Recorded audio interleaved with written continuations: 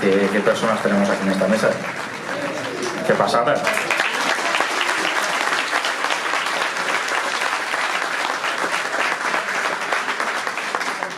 Aunque ya lo conocéis la mayoría, bueno, presentamos, aquí está la diosa Inca, que es Laura Arroyo, comunicadora política de Canal Red. Por allí también Raúl Sánchez Cedillo, activista, ensayista, autor de Esta guerra no termina en Ucrania, un pedazo de libro, lectura de grado de Ciencias Políticas, y hace un poco de tiempo. Habían dos peligros o dos miedos a nivel internacional que eran los que copaban las portadas del periódico en aquel momento. Uno de ellos era que el Brexit se consumara, y el otro era que un señor que utiliza las fake news, y utilizaba ya entonces, como principal arma política, llegara a ser presidente de Estados Unidos. Creo que se llama Donald Trump. Cuando yo terminé el grado, 4 años después, estos dos miedos ya no eran los miedos, principalmente porque los dos habían consumado. Y el foco había cambiado principalmente a que el auge de unos movimientos que se habían transformado en partidos políticos de extrema derecha, no solo en Europa, sino en todo el mundo, pues llevaran esas políticas dentro de sus discursos de odio a cabo, que coparan la agenda política y que esos discursos a nivel internacional del retorno al Estado-Nación pudieran ser una alternativa real contra la idea de cooperativismo en España de esto, sino que desde la Unión Europea también se tiene conciencia. Y se tiene conciencia aplicando dos tipos de políticas. Por un lado, políticas económicas expansivas, mucho más laxas de las que venían aplicando, y luego dando una mayor cobertura social, cosa que no venían aplicando, pero sí que era importante blindar ese escudo. ¿Cuáles son las malas noticias? Que eran, evidentemente, como todo tiene malas noticias. Las malas noticias eran que estas medidas venían a ser temporales, tenían fecha de caducidad. Entonces tenemos ahora que plantearnos qué ocurre luego de la pandemia, o al menos a mitad de la pandemia, pues que llegamos más o menos al momento en el que estamos ahora, de alianzas internacionales que sirven evidentemente intereses de imperios económicos, son como mínimo peligrosas. Que a nivel internacional esto está siendo muy bestia y que, por favor, que ponga el freno, que está siendo muy fuerte. Y por la tarde aprobar un paquete de ayuda para Israel de 14.000 millones de dólares, y el triple para que la guerra de Ucrania continúe pasando, con algo en la cabeza, con una tarea. Y yo creo que la tarea es coger a nuestros amigos, a nuestros familiares, a nuestros vecinos, con las personas que convivimos día a día, y decirles que qué clase de mundo es el que quieren, que qué es lo que buscan, que si están dispuestos ellos también a ser valientes y a defender lo que es de todos, y a defender la dignidad.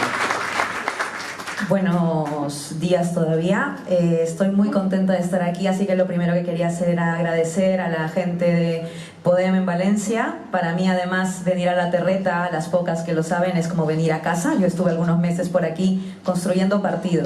Y a cualquiera que me diga que no hay partido en Valencia es que no tiene ni puta idea. Lo que está habiendo aquí en este momento es precisamente partido. Muchísimas gracias por estar aquí esta mañana de sábado, que podríamos estar haciendo cualquier otra cosa, entre ellas dormir, por ejemplo, para hablar además de paz. Y creo que esa es la otra clave de por qué me interesaba en particular esta mesa. Pero antes de entrar en eso, quería hacer un pequeño inciso que me parece importante, porque como ven, soy la única mujer en esta mesa, y sé que es difícil encontrar mujeres para hablar de paz. Y también hay muchas mujeres aquí. Y alguna vez he escuchado, y lo he escuchado públicamente y en compañeras de izquierdas también, que nosotras no hablamos mucho de guerra, que en verdad los tíos son los que hablan mucho de guerra y tal. Bueno, los tíos han hecho guerra históricamente, pero yo creo que las mujeres somos la única garantía de una paz posible. Y creo que necesitamos hablar de esto nosotras, muchísimo, todos los días, todo el tiempo, porque tenemos mucho más que decir seguramente.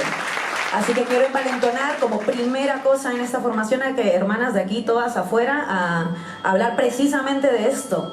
Porque el feminismo es esto, es hablar de paz en este momento. Y a partir de ahí, quería dar algunos apuntes, intuiciones algunas, ideas otras, de algo que nosotros venimos llamando, eso es culpa del compañero que está aquí a mi izquierda, régimen de guerra, que no siempre estamos de acuerdo, pero en eso estamos completamente de acuerdo.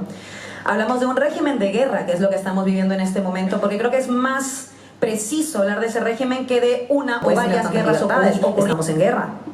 No puedes tener tanto, me dejo entender, ni siquiera las libertades de expresión.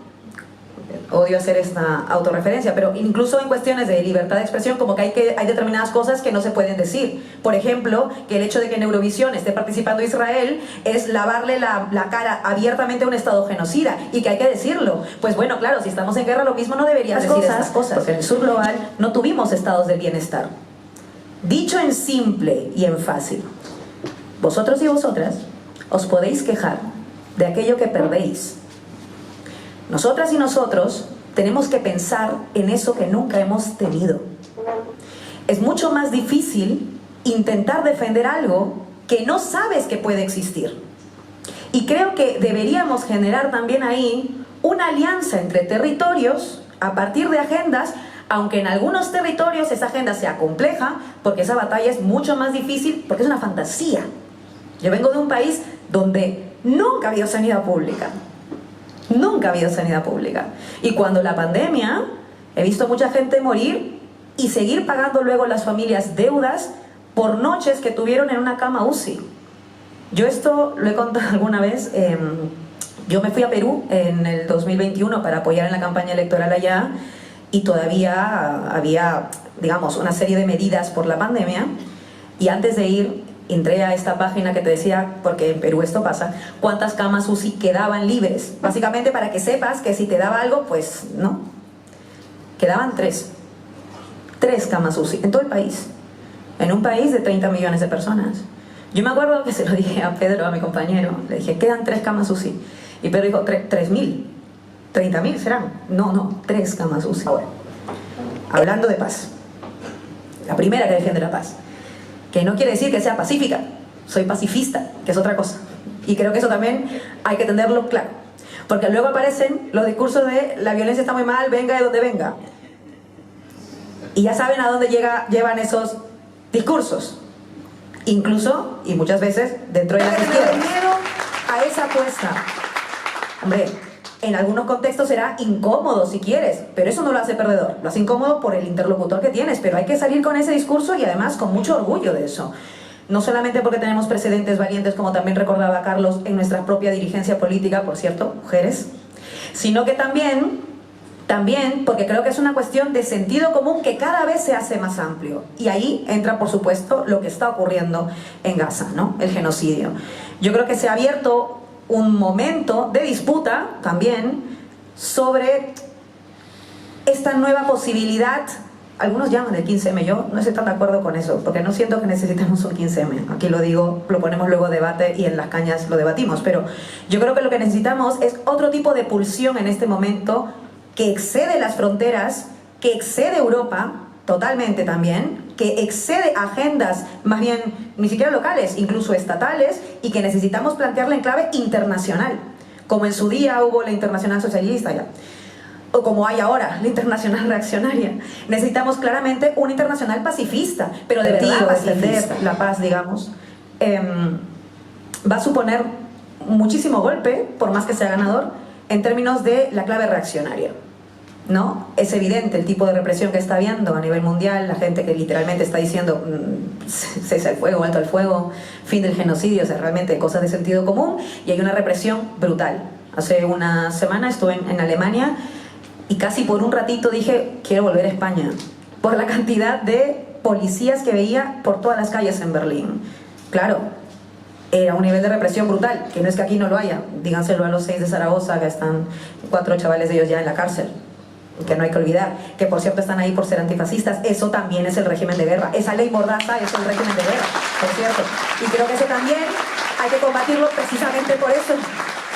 No puede haber paz con esa ley Mordaza, de ninguna manera, y eso tendría que estar en el centro de la agenda. Cuando hablo de paz, no estoy hablando de simplemente reducir el gasto militar. Eso es una de las patas de la inversión en la paz, por supuesto. Cuando hablo de paz, hablo de eso, de derogar esa ley Mordaza, por supuesto, de profundizar los derechos feministas, de acabar con las políticas del Partido Popular y de Vox, indistinguibles la una de otra. Hablo de todo, y por supuesto, ojo, de un eje republicano, porque a ver cuánta paz puede haber con una casa real que nadie elige y que terminan utilizando nuestros recursos, y que además aboga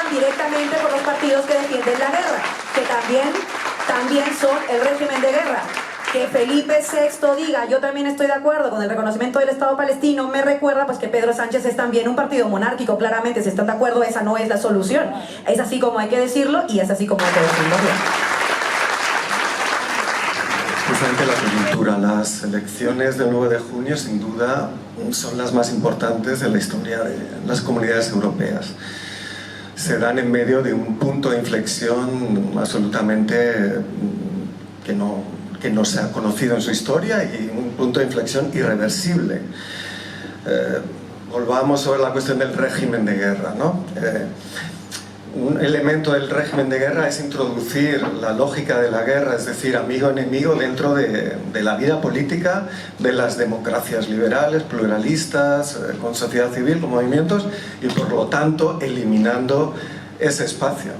Es decir, la democracia está suspendida. Es una democracia facultativa, ¿no? Y lo vemos, pues, que precisamente parece que hay democracia cuando no hay conflicto, ¿no? Cuando no hay acampadas, cuando no hay sentadas, cuando no hay huelgas, ¿no? Cuando no hay protestas. En cuanto las hay, aparece esa dimensión de estado de excepción, ¿no? Pero también hay que ver que el régimen de guerra es global, no es europeo. A mi modo de ver, responde precisamente a la incapacidad del sistema mundo capitalista en términos de larga duración para abordar distintas cuestiones. La finitud del planeta, por un lado, la resistencia de los cuerpos a ser explotados en todo el mundo, que se puso de manifiesto en la pandemia, ¿no? Es decir, el ver cómo la vida no vale nada frente al beneficio de farmacéuticas, de estados, de sanidad privada. La situación que hemos tenido en Madrid es un ejemplo clarísimo, ¿no? De un modelo sólido de necropolítica, ¿no? Donde realmente se deja morir a la gente en la más absoluta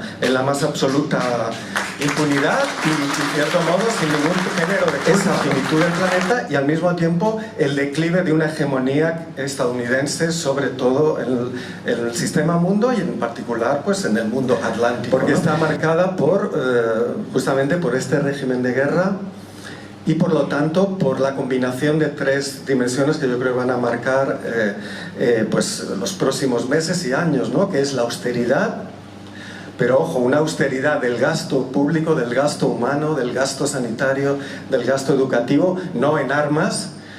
Vemos precisamente que todos los estados están preparando para ese escenario en el que probablemente en este año, en el que viene, empiece una austeridad que hoy han intentado, este gobierno ha intentado desplazar. Corrupción, es decir, una deslegitimación de las instituciones y un fomento de la falta, de un descreimiento, ¿no? No vale la pena participar. O a partir de las elecciones en las que las perspectivas de la extrema derecha en Alemania, en Holanda, en otros países que ya están gobernando, como sabemos, en Suecia, en Polonia, en Finlandia, ¿no? Y no excluyamos también, porque muchos fascistas querrían hacer la paz con Rusia, generando una división interna dentro del elemento fundamental, y voy terminando, es que precisamente esta realidad implica que la lógica de un partido que mejora la vida de la gente, ¿no? Tenemos que crear una solución público común, reapropiarnos de la capacidad de producir riqueza generando redistribución, romper la industria inmobiliaria para generar una industria que genere vivienda para todo el mundo como un absoluto y perfectamente factible cuando hay medio millón de viviendas vacías en un estatuto de refugio europeo que considere a los refugiados hermanos en esta batalla de la humanidad. Ese es el programa que tenemos para los próximos años y que empieza el 9 de junio. Es decir, necesitamos una revuelta europea marcada por la paz, pero que sepa que la paz en el fondo es una guerra contra los que generan destrucción, colonialismo y fascismo, ¿no? Y eso yo creo que es lo que nos jugamos el 9.